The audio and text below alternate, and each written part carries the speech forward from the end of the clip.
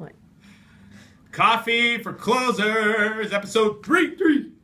All right, so this is our third attempt at this video. The first two didn't work out so well with technical problems and some glitchy problems between our scripting. We're on a small budget. Yeah, but I think this one's going to stick. I'm excited about this one. So take 3. Thank you for joining us. We've had a couple weeks of break. We gave Micah one of his weeks off for this year. I think he gets one more. Other than that, we keep you pretty busy, man. So thank you. It's good for me. You work hard, and I appreciate you, man. Thanks. And then last week, of course, at the Territory Hub meeting, which was fantastic. Adam, great job. Great job bringing it to the next level. My team loved it. Great job. I'm so looking forward to where this organization's heading, and so excited to be just a small part of it. But that'll grow. But anyway, episode 3, we continue with the Edge conversation. We got the E. Now we're going to go to D. Discovery. And so this week's episode brought to you by the letter D. The letter D, which I get now. You get now, I right? understand. So last time I didn't understand the Sesame Street reference, but... I didn't watch Sesame Street. I read Sesame Street. And also by the number Ocho. No, I don't know about that, but D for sure. D. So before we jump in, what are we drinking? We are drinking Papua New Guinea coffee, Zero Babies. This Like is Wave 3. babies. Zero babies. Yep. Zero babies. Single origin filter. Yep. From Vancouver. Well, roasted in British Columbia. It was roasted in Vancouver from Papua New Guinea. It's of the Topeka family, which is a sub coffee inside of the Arabica bean. Great. I think it's an excellent summer coffee. It's really light. It's tasty. Pineapple, raspberry, and aloe are what you get out of it. I get the pineapple the most. It's just like summertime over here, man. It is tasty. Yeah.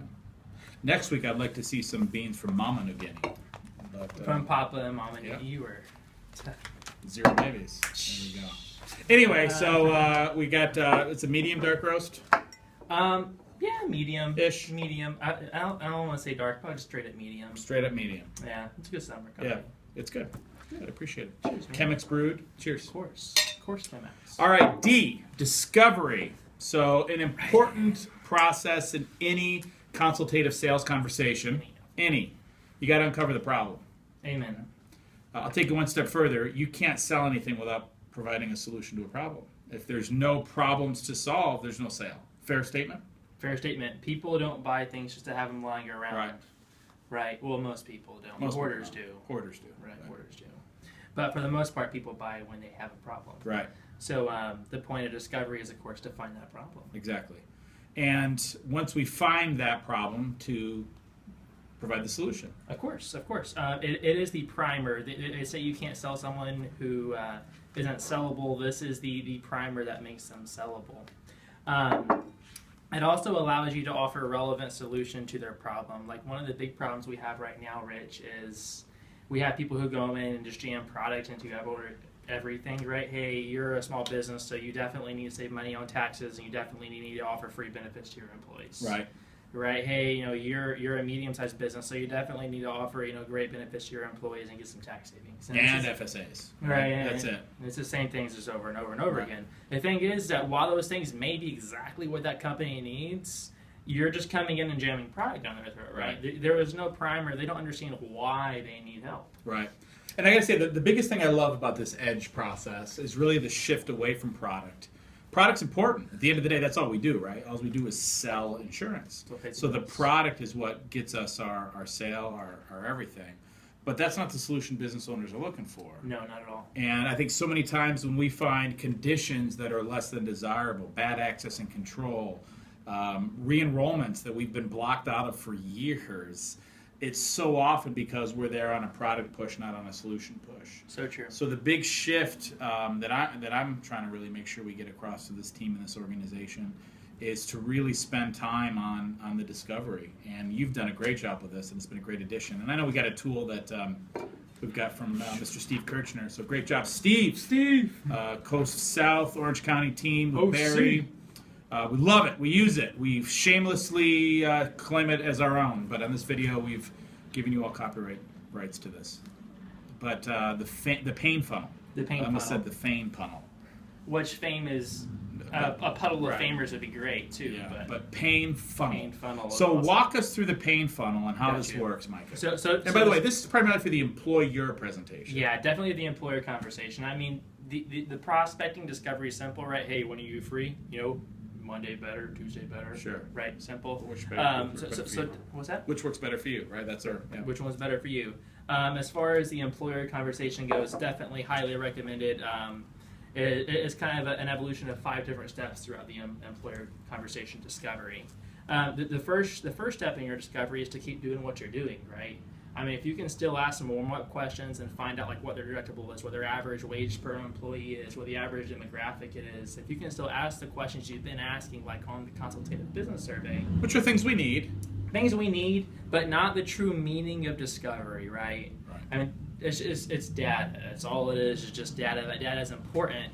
But at the end of the day, what discovery is really all about is uncovering pain and then taking that pain all the way down to where they have a commitment to go on to the next step with you.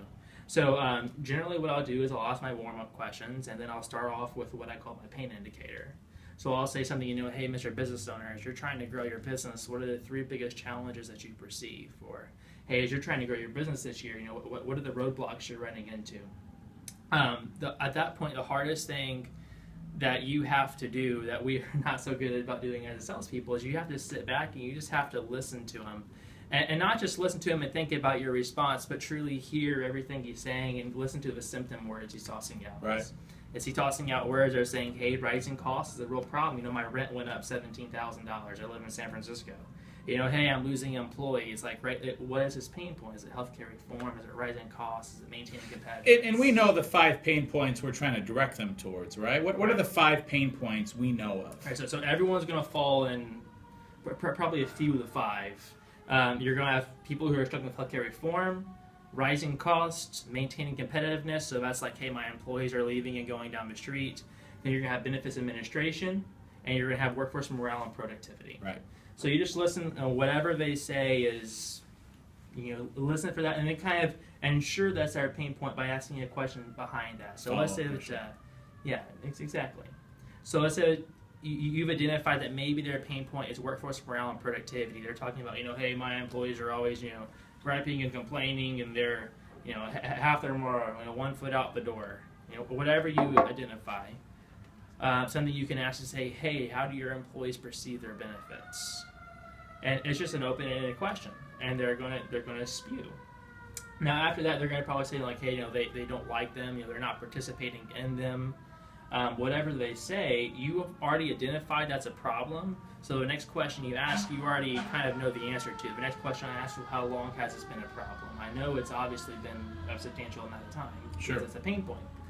But after I've identified the pain point, they're asking the question like, how long has this been a problem? That's starting to go into understanding the impact that this has been on the company. And not just for you, the agent, but also for them, the business owner. Sometimes the business owner, they haven't taken the time to sit down and really think like, wow, my employees not being happy is costing me thousands and thousands, if not hundreds of thousands, maybe millions of dollars on the larger scale. Right? So, hey, how long has this been a problem for you and your company? Have you tried to fix it before? How did that work? What you tried to do, how did that work for you? What's the overall impact been on your company? What's it costing you in round numbers? And what happens if you don't fix it? Are all things that I will ask to really take my pain point is workforce morale and productivity to, oh my goodness, this is costing my company thousands of dollars. Right. And one thing I'll add to that, and this is something I learned early on in sales before our current sale of Aflac. This was years ago. And one of the things I had learned in that process was to find the pain point and then to put pressure on it. Right. And that follow-up question I think is vital to get really the right conditions for you is, if you don't fix this, what will happen to your business? Right. If you see this continuing down the path it's currently going on, walk me down. What does this look like 2 years from now, 3 years from now, 5 years from now? Right? What is this going to cost you not only currently but down the road? Right. Does this mean you're going to have to downsize your business? Does this mean you're going to have to shut the doors? Right. And to really kind of project and visualize the fact that right now they're only off 1 degree, right? Like a plane, right? If a plane's flying from here to Hawaii, if you're off 1 degree now, it's no big deal. It's easy to fix. If you're off 1 degree 100 miles from now, you're in right, Russia. You're going the wrong direction, right? So pulling all that in and really visualizing that, if you don't fix this, what does that mean for your business? Right. What happens if you don't fix Put it? some pressure on that, expand the pain